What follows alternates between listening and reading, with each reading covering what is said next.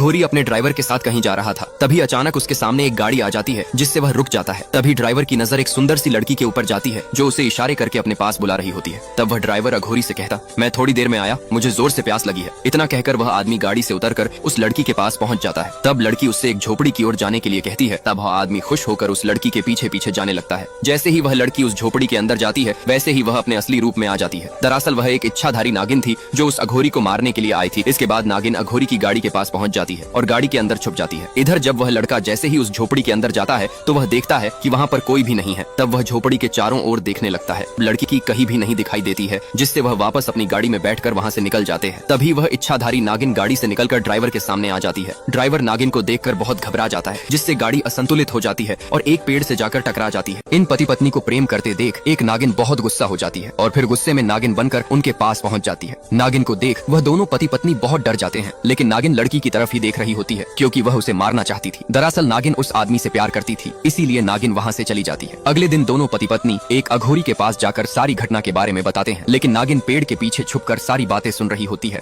तभी वहाँ कुत्ता आ जाता है और नागिन को देखकर भौंकने लगता है, जिससे नागिन बहुत गुस्सा हो जाती है और उसे अपनी पूंछ से जकड़कर मार देती है। अगले दिन फिर रात को लड़की जब कमरे में लौट रही थी कि तभी उसके सामने वो नागिन आ जाती है, जिससे वह अपनी जान बचाने के लिए जंगल की तरफ भागने लगती है। तब नागिन भी लड़की के पीछे पीछे जाने लगती है, पर लड़की ज्यादा दूर तक नहीं भाग पाती और एक लकड़ी से टकराकर जमीन पर गिर जाती है, जिससे नागिन उसे घेर लेती है। तब लड़की पीछे हटने लगती है, मगर उसके पीछे एक कुआं था। जैसे ही वह नागिन उसे काटती वैसे ही लड़की ने किसी चीज से उसे रोक लेती है और पीछे से लड़की का पति भी आकर उस नागिन को पकड़ लेता है। यह अघोरिन अपनी तंत्र मंत्र की विद्या से फूलों से बने सर्कल में आग लगा देती है और कुछ ही देर में उस सर्कल में अपनी शक्तियों से एक विशाल नाग को प्रकट कर देती है। इसके बाद अघोरिन अपनी काली शक्तियों से नंदिनी को अपने पास बुलाने लगती है, जिससे नंदिनी को आभास हो जाता है। घर वालों को उसकी असली सच्चाई पता न चले, इसलिए वह अपने कमरे में चली जाती है और धीरे धीरे अपने नागिन रूप में आ जाती है और अघोरिन के पास पहुंच जाती है। नंदिनी को देखते ही अघोरिन प्रकट किया नाग को अपने अंदर समाहित कर लेती है, जिससे अघोरिन एक विशाल नागिन के रूप में आ जाती है। आखिर मैंने तुझे अपने पास बुला ही लिया है, आज मैं तुझे मारकर अपने भाई का बदला पूरा कर लूंगी। तब नंदिनी कहती है, तुमने मुझे नहीं अपनी मौत को बुलाया है।